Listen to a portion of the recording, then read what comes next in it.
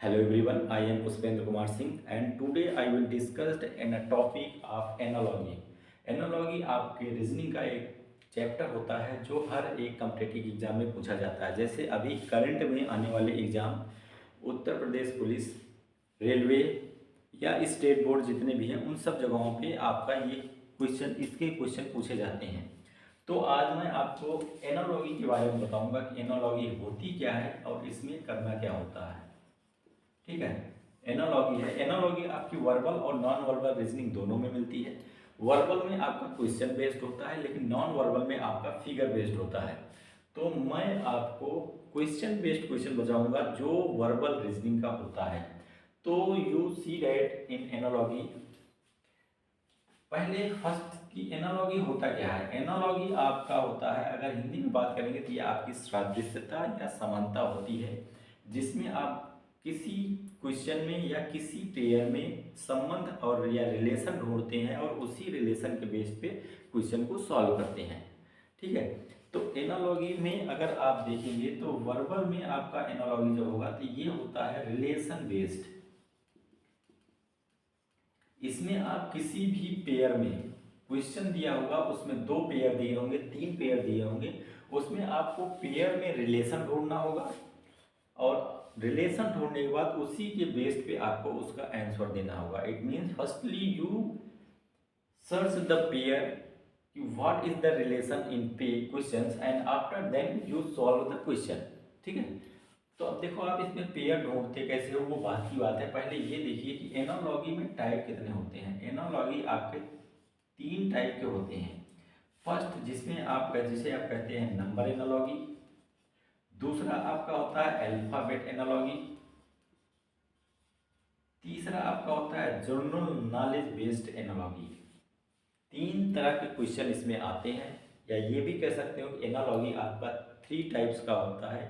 First type is number analogy, second is alphabet analogy and third is general knowledge based analogy.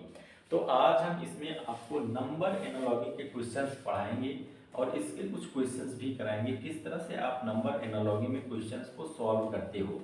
ठीक है, तो सबसे पहले आप डाल लीजिए नंबर एनालॉगी।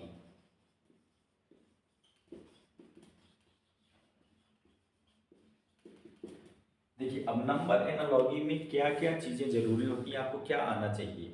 नंबर एनालॉगी करने के पहले, नंबर एनालॉगी के क्वेश्चन सॉल्व करने के पहले सबसे पहले आपको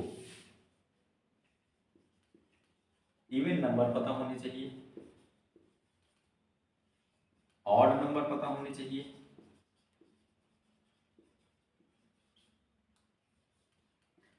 प्राइम नंबर आपको पता होने चाहिए, और आपको 1 से लेके 1 to 30 तक के स्क्वायर पता होने चाहिए। ठीक है, 1 से 20 तक का आपको क्यूब पता होना चाहिए और 20 तक का आपको टेबल रटा होना चाहिए। 20 का 25 तक लेके चलिए। ठीक है, तो ये इतनी चीजें आपको नंबर एनालॉजी के लिए जरूरी होती है। जैसे इवन नंबर की बात करोगे तो आपका जो सम डिजिट होती है 2 4 6 8, ये आपका इवन नंबर होता है। ऑड नंबर में आपका 1 3 5 7। प्राइम नंबर वो नंबर होते हैं जो किसी से कटते नहीं हैं। It means prime number is this type of number is not cutting any other digit या एनी अदर नंबर, ये खुद से डिवाइड होते हैं। जैसे 3 5 7 11 13 17, ये सारी ऐसी डिजिट हैं जो केवल खुद और खुद से ही कटती हैं, किसी और से ये नहीं काट सकते हो। आप काटने की कोशिश करोगे तो ये कभी नहीं कटेंगी। ठीक है, 1 से 30 तक का स्क्वायर आप देख लीजिएगा और क्यूब टेबल तीनों आप देख लीजिएगा। अगर आपको स्क्वायर या क्यूब में कोई दिक्कत होती है तो मुझे कमेंट कर दीजिएगा, मैं आपको किसी लेक्चर में इस 30 तक के स्क्वायर और 20 तक के क्यूब करा क्वेश्चन की वीडियो में ही करवा दूंगा। अगर आप किसी को भी कोई दिक्कत होती है, नॉर्मली सबको पता होता है, नहीं पता है तो आप सर्च करके देख लीजिएगा। ठीक है, तो अब आप इसमें देखेंगे नंबर एनालॉजी में आपको करना क्या होता है। नंबर एनालॉजी में सबसे पहले चीज आपको पेयर में से रिलेशन को सर्च करना होगा। कोई भी क्वेश्चन दिया होगा पेयर में, उसमें से आपको रिलेशन ढूंढना पड़ेगा, उस पेयर में रिलेशन क्या है। जैसे एग्जाम्पल ले रहा हूँ 4 × 16 और यहाँ इधर 5 दिया है, तो इसमें आपको अगर रिलेशन ढूंढना होगा तो आप रिलेशन कैसे ढूंढेंगे? रिलेशन ढूंढने के लिए मैंने आपको जितनी भी चीज़ें बताई हैं वो आनी चाहिए। आपको प्राइम नंबर पता होना चाहिए, ऑड नंबर पता होना चाहिए, इवन नंबर पता होना चाहिए, स्क्वायर्स आने चाहिए, क्यूब आने चाहिए और टेबल याद होने चाहिए। अगर आप 4 की बात करोगे तो 4 का टेबल में अगर देखोगे 16 तो आता है, 4 4 जा 16 होता है। उसी तरह से आप 5 4 जा 20 नहीं कर सकते हो, क्वेश्चन आपका गलत हो जाएगा। देखिए ये किसका स्क्वायर है? ये 2 का स्क्वायर है, ये आपका 4 का स्क्वायर है। उसी तरह से ये 5 का स्क्वायर है, यहाँ पे क्या आ जाएगा? इन दोनों कितने का अंतर है? 2 का, तो यहाँ पे आपका 7 का स्क्वायर हो जाएगा। ठीक है, अंडरस्टैंड? तो इसमें क्या कह रहा है? इसमें सिंपल सा मैंने एग्जांपल लिया था कि जैसे आपको कोई क्वेश्चन सॉल्व करना है तो किस तरह से सॉल्व करेंगे। तो इसमें आपने इसी क्वेश्चन में बता रहा हूँ इसमें करना क्या है। सबसे पहले आपने इनमें रिलेशन ढूंढा,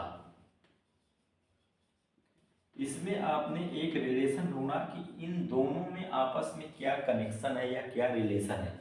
आपने देखा कि ये भी 2 का स्क्वायर है, ये 4 का स्क्वायर है, इट मीन्स ये दोनों किसी के स्क्वायर है। हमें ये पता लग गया। जब हमें पता लग गया किसी के स्क्वायर है तो उसके बाद हम देखेंगे किसके स्क्वायर है। ये 2 का है, ये 4 का है। अब हमें यहाँ भी सॉल्व करना है। यहाँ डिजिट 5 दी गई है, 5 का स्क्वायर, तो हमें यहाँ कुछ नहीं पता है किसका स्क्वायर आएगा। उस केस में हम इन दोनों के बीच में देखेंगे क्या रिलेशन है। एक तो स्क्वायर का रिलेशन है, पता लग गया। इस डिजिट में पर्टिकुलर नंबर में हम रिलेशन देखेंगे। यहाँ पे 2 है, यहाँ पे 4 है, इसका मतलब इन दोनों में जो अंतर आ रहा है 2 का आ रहा है।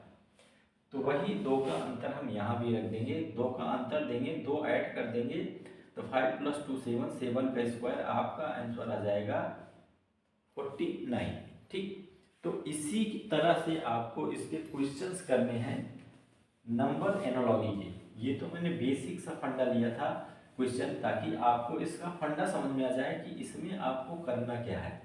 तो सबसे मेन चीज इसमें आपको रिलेशन सर्च करना है। किसी भी क्वेश्चन में जो भी क्वेश्चन दिया होगा पेयर में रहेगा, उसमें आप रिलेशन ढूंढोगे कि उसके पेयर्स में क्या रिलेशन है और उसी रिलेशन के बेस्ड पे आप क्वेश्चन करोगे। जैसे अब मैं आपको नेक्स्ट क्वेश्चन ले रहा हूँ,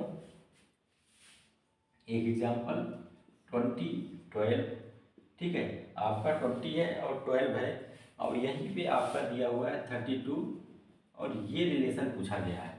अब आप बता सकते हैं कि इसमें हम क्या करेंगे। सबसे पहले मैंने क्या बताया था? सबसे पहले आप दिए हुए कंप्लीट युग्म में, 2 युग्म दिए हैं, 2 पेयर इसमें दिए हुए हैं, 2 pair are given in this question, 1 pair is complete and other pair is not completed. तो फर्स्टली वी सी दैट कि फर्स्ट पेयर, पहले पेयर में आपका रिलेशन क्या है। इन दोनों में अब आपको रिलेशन ढूंढना है। जैसे इसका रिलेशन आप ढूंढ लेंगे, ये क्वेश्चन आप अपने आप कर ले जाएंगे। तो रिलेशन जब आप ढूंढेंगे क्या है, स्क्वायर किसी का हो नहीं सकता 20, क्यूब किसी का हो नहीं सकता, तो आप क्या करेंगे? अब आप इसको किस तरह से ढूंढेंगे? अब चूंकि ये क्वेश्चन आ गया है तो मैं इसमें आपको एक कॉन्सेप्ट और बता देता हूँ।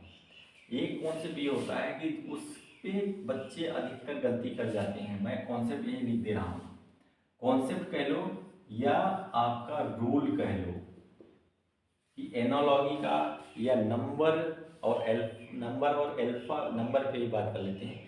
नंबर पे डिपेंडेंट जितने भी क्वेश्चन आते हैं, चाहे आपके एनालॉजी के हों, ऑड इवेंट के हों, ऑड नंबर इवेंट नंबर के हों, या आपके सीरीज के क्वेश्चन हों, सब में ये रूल आपका फॉलो होता है। रूल क्या है? रूल में किसी भी क्वेश्चन को करने के लिए आपको सबसे पहले उसका स्क्वायर देखना होगा, उसके बाद उसका आपको क्यूब देखना होगा। अगर इनमें नहीं मिल रहा है तो आपको उसका डिवीजन देखना होगा। इस पे भी नहीं मिला तो आपको उसका मल्टीप्लिकेशन देखना होगा, फिर आपको उसका एडिशन देखना होगा, फिर सब्सट्रैक्शन देखना होगा। इसी सीरीज में आपको किसी भी क्वेश्चन को सॉल्व करना पड़ेगा। कुछ क्वेश्चन में आपको स्क्वायर पे भी आंसर मिलेगा, डिवीजन पे भी आंसर मिलेगा। ऐसे केस में सबसे पहला वाला लॉजिक लिया जाता है और यही गलतियां होती हैं।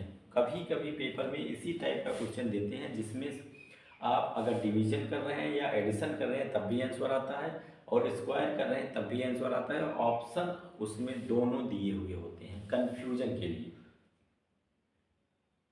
इसीलिए देता है। ऐसी कंडीशन में जितने भी आयोग हैं वो सबसे पहले इसका आंसर मानते हैं। अगर इसका ऑप्शन क्वेश्चन में नहीं होता है तो उस केस में वो अगले स्टेप पे जाते हैं, अदरवाइज वो उसी स्टेप पे रह जाते हैं। तो ये रूल आप हमेशा याद रखिएगा, जब भी आप नंबर्स के क्वेश्चन करेंगे तो इस रूल को जरूर याद रखिएगा कि सबसे पहले आप स्क्वायर, फिर क्यूब, फिर आप डिवीजन, उसके बाद मल्टीप्लिकेशन, देन आप एडिशन एंड सब्सट्रैक्शन देखेंगे। इसके साथ साथ कभी कभी आपको इसके साथ साथ कभी कभी आपको square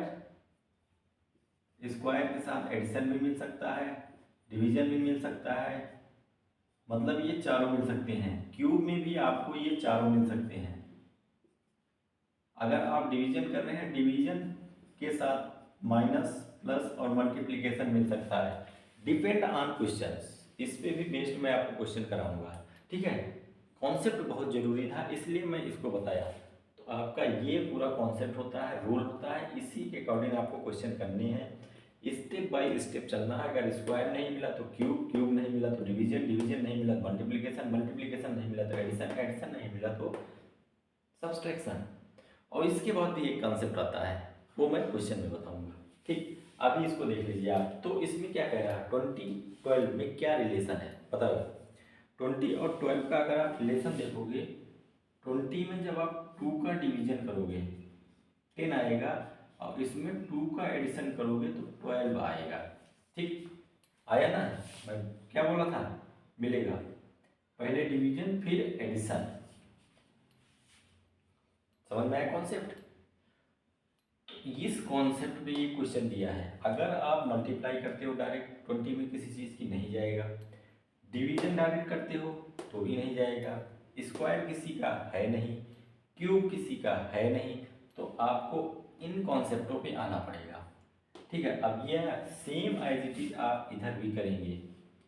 32 divided by 2, 16 plus 2, 18 is your answer, ठीक। समझ में आया। तो अब आपसे मैं अगला क्वेश्चन पूछता हूँ, उसको आप खुद करिएगा। इसको लिख लीजिए, कॉन्सेप्ट अच्छा है, काम आएगा। यही चीज़ें बड़े क्वेश्चनों में भी आती हैं, जब आपकी वैल्यू बढ़ा दी जाती है, लेकिन कॉन्सेप्ट आपका यही रहता है, ठीक। अगला क्वेश्चन लिखिए, 5 130 4, ये आपको निकालना है। इसमें मैं आपको ऑप्शन भी दे रहा हूँ, 128 68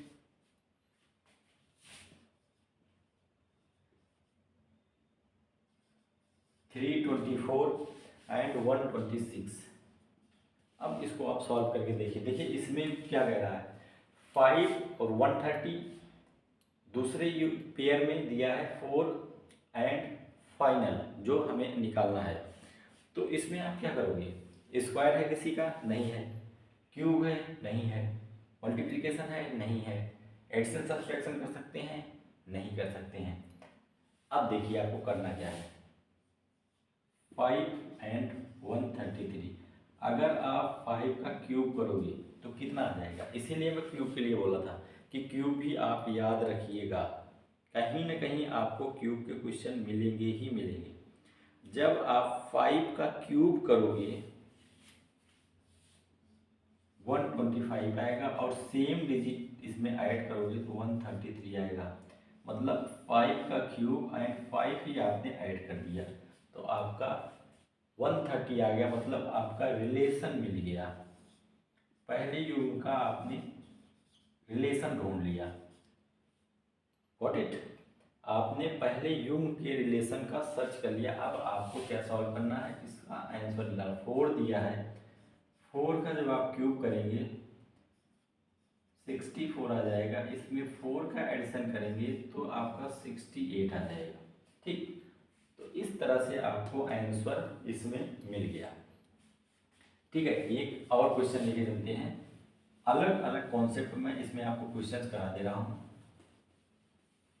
और नंबर आप क्वेश्चन में किसी दिन अगले लेक्चर में केवल और केवल क्वेश्चन कराऊंगा, 15 से 20 क्वेश्चन आपको करा दूंगा, जिससे आपका पूरा का पूरा कॉन्सेप्ट क्लियर हो जाएगा। ठीक है, अगला क्वेश्चन है आपका 30 × 3 32, ये आपको मेजर करना है। ठीक है,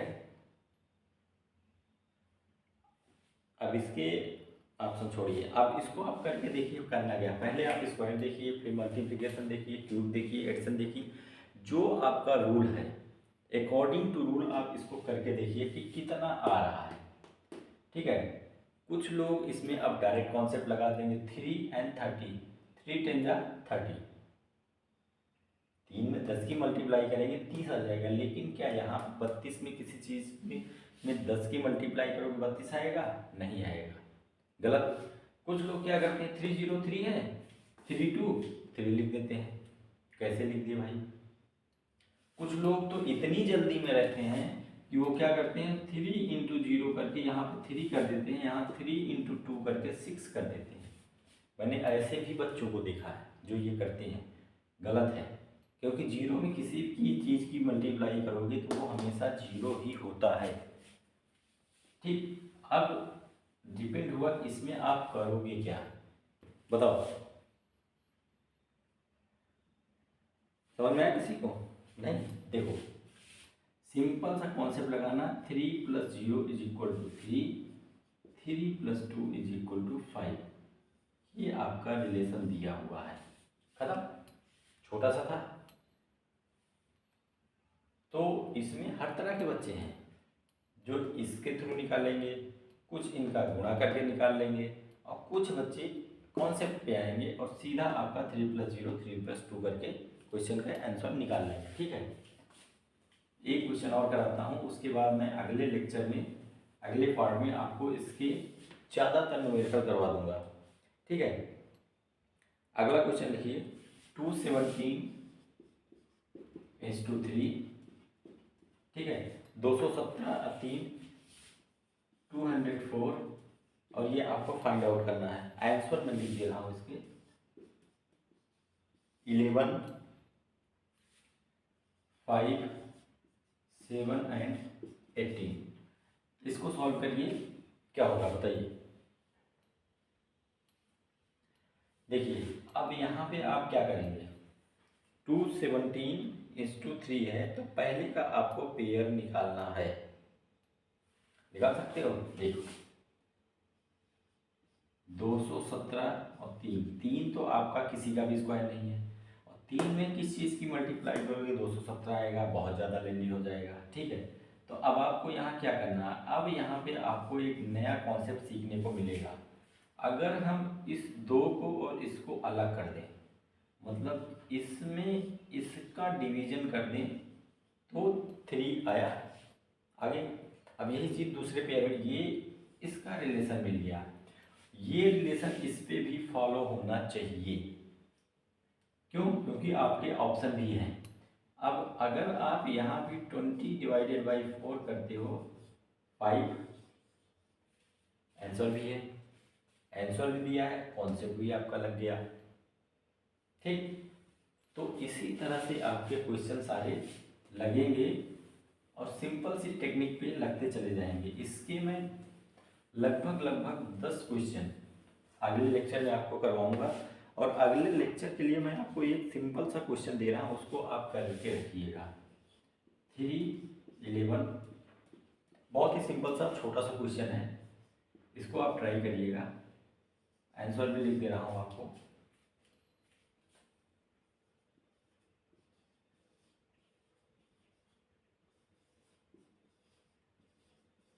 (22, 29, 18 और 51). ठीक, तो आप इसको ट्राई करिएगा और कमेंट में इसके आंसर भेजिएगा।